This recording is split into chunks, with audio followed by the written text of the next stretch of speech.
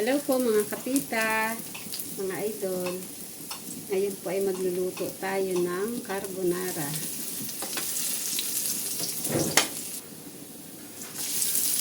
Isa na po natin ang bawang at sibuyas.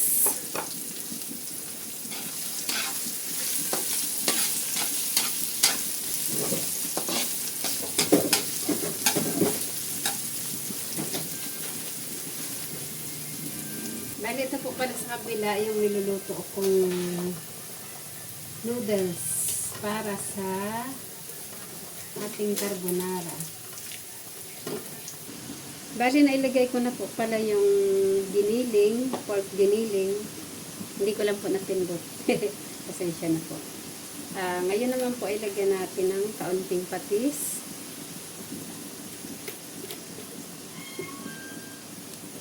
Ng seasoning, konting asin,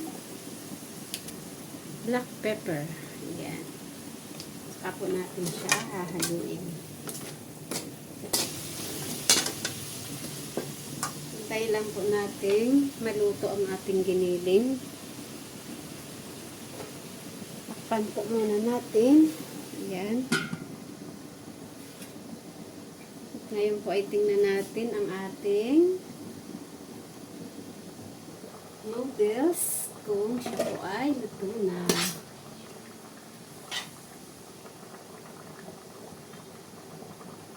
Tigas pa po. Mga 3 to 5 minutes pa po siya.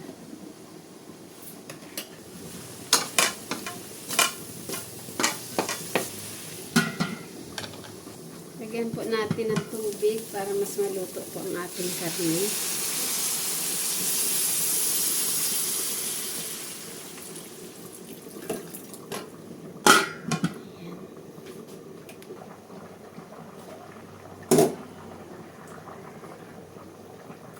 Ayan, okay na po ang ating noodles.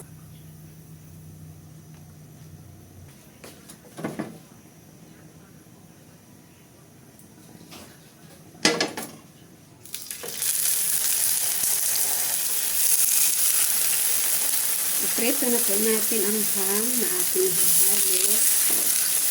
Ating sauce ng carbonara.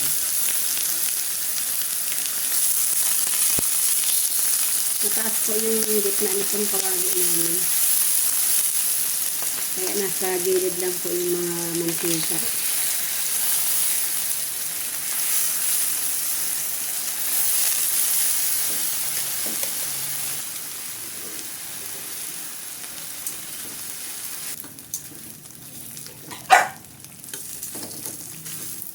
Ayan po, luto na ang ating ham.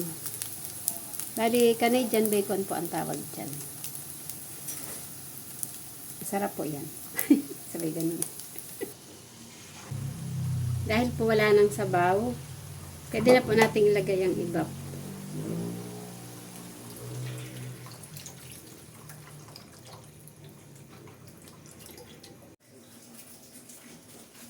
Ilagay na rin po natin ang all-purpose cream. Dati 250 ml po ito.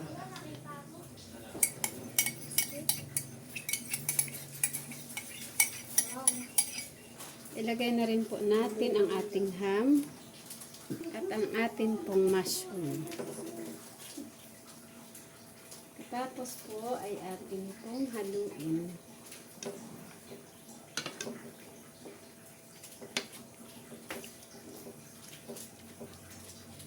Ayan, pakulaan lang po natin. Parang dami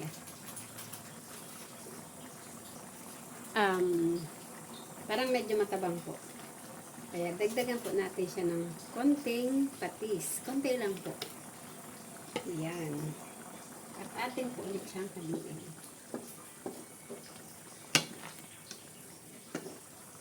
Pagkatapos po, ay ilagay na natin ang ating carbonara noodles o spaghetti noodles. Ayan. Dahil wala naman po talaga akong noodles ng carbonara, pag spaghetti na lang po ang ginamit ko. Yan. Patayin na rin po natin ang kalan. Tapos haluin na po natin.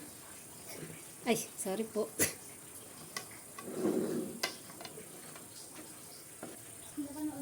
Ayan po, nagpalit po tayo ng sandok dahil mahirap pong gamitin itong shanse.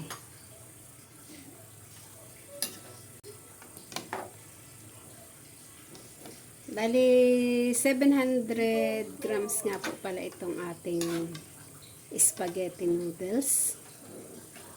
Yan. Marami po kasi kaming kakain dito sa bahay. Kaya, ayan ako, tapos ko na pong haluin ang ating carbonara. At nilagyan ko na rin po siya ng keso.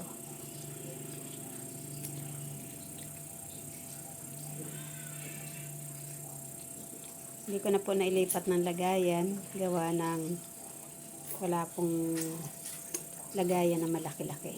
Kaya dito na lang din po sa kawali. Kain po tayo mga kapita. Lord, thank you po for the blessing. Tikman po natin. Masarap ba?